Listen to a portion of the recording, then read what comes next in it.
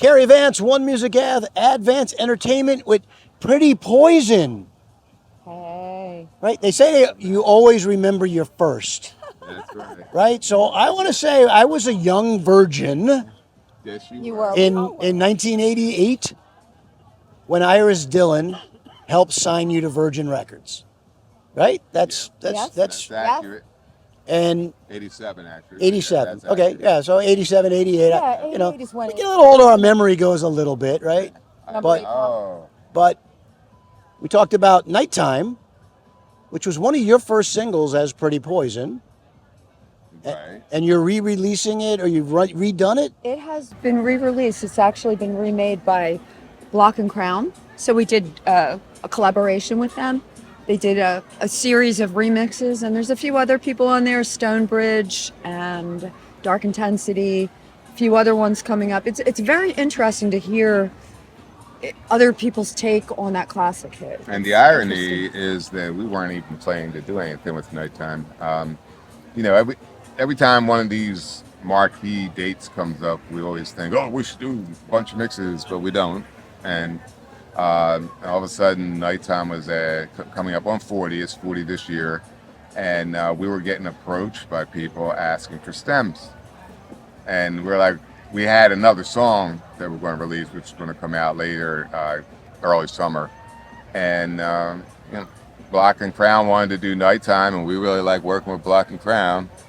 And so we gave them the stems, and then they came back with like 4 like major epic mixes under all different brands, because he operates on different brands. I don't know. That's common knowledge or not. But Now, over the years, I've asked artists who have put out a song, and when we're talking about music now, we're talking about records that are 35 plus years old. When you wrote or did Catch Me I'm Falling, did you ever think that you would have a song that would change your life? Because that song had to change your lives. That song definitely changed the trajectory of everything at that point. It was a big dance record, but then once you came into the picture, then it became number 8 pop, number 1 dance, and number 13 R&B. So you guys did, especially you really, worked with us personally and helped to groom us and stuff. And, we did a lot of stuff with you early on. I'm getting the chills. Thank you. Look at that. We were Cary's first number 1 record. Virgin. Look, I think that I appreciate the kind words. Thank you so much. That does mean a lot. I love that you remember the chart positions. Of course. Yeah. Which is, are you kidding? Which is great. And I don't know if you remember. It's funny. You go back to things. I do. We were driving one night. You had to do a show at the Palladium in Manhattan, and you were in the back of my car, and I'm driving, and I don't know why we got pulled over, but we got pulled over by the police, and there was no way the police officer was believing that you were artists in my car. I don't know what they were thinking, but I'm like, we're going to the Palladium. They have a number 1 record, and the officer let us go. But I do remember that. I don't know. To this day, I don't remember why I got pulled over. But yeah, it's funny the things that we remember. I think it was a taillight out, right? It could have been something like that. I'll also tell you, as we reminisce, like you guys did a song that I always loved that I don't know if it ever truly became a hit record, but Let Freedom Ring. Yeah, I know. I mean, I love that record. That was considered for Grammy. So it did well in certain circles, and it did well for gay pride as well. The problem with Let Freedom Ring is when we did finally approach it as a remix, it was done as just strictly a house remix. So it really limited its, potential appeal. And I always think about redoing it. Yeah, it is a great song. Because your words keep echoing in my head. This is the one. This is the one. No, I love that record. You did. But I guess that's why I'm a promotion guy, not an A&R guy. I don't know. Why don't we go back to Catch Me? Good The funny thing about Catch Me was that we were actually doing a spec deal with one of the local studios. It was actually one of the big studios because they did Queensryche and Cinderella. But the guy that ran it was a guy by the name of Kurt Shore, and he really liked us. We were all friends, and we'd come out to our shows and so forth. So he offered us a 3-song spec. And so we had 2 of the songs in, but we couldn't really figure out what the third song was going to be.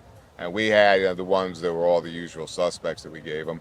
And he says, I just don't hear it. Maybe we should write something. I said, well, I have this song on a cassette. I mean, it's not really meant for us necessarily. We were thinking we're going to find an R&B singer to do it. And I played it, and it was Catch Me I'm Falling, and the guy like lost his mind. He was like, "This is it! This is a hit! This is a hit!" You know. And so that's like one of those stories where you're walking around with the gold, chasing like the silver and the bronze, and you have it in your pocket the whole time. Do you, Interestingly enough, Nighttime was before Catch Me. And then we ended up redoing it again for our album, for Virgin. And now it's come around again.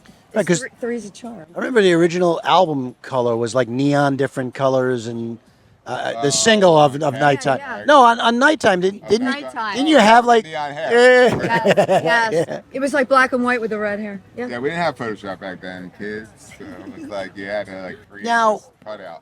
I see a lot of the freestyle type shows. You're on all these shows. Yeah, we do. We Do do the you freestyle do you go out collectively as Pretty Poison all the time, or are you going out a lot of times No, we go yourself? collectively. I mean, we go we're collectively. doing collectively.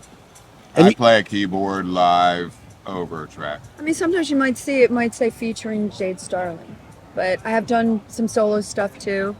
But the solo stuff is still collaboration with him. It's just, Do you still get that same? I don't know if high is the word I'm looking for, but when you go out and perform in front of a crowd and you see people singing every word to your songs, is it? amazing. That never gets old. We just played this huge festival in Santa Fe Springs, California.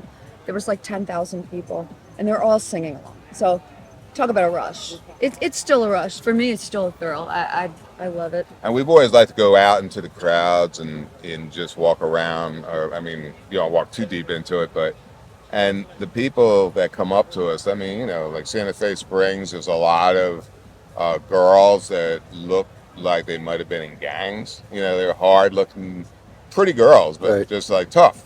And they come up and Oh, they're and they're gushing. they were over so it. sweet. It's like.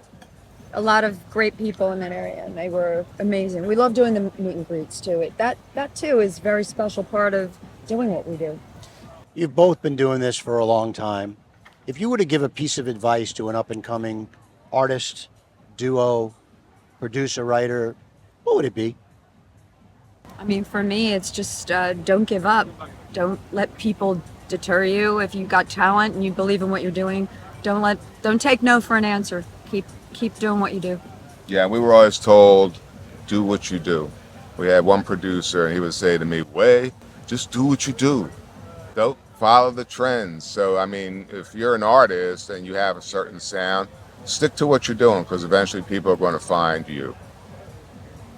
Well, before we let you go from One Music Ave, and it's been great reminiscing and talking about the new music, we're going to do something called Cary's Quickies, where we're going to give Pretty Poison fans a chance to get to know you better.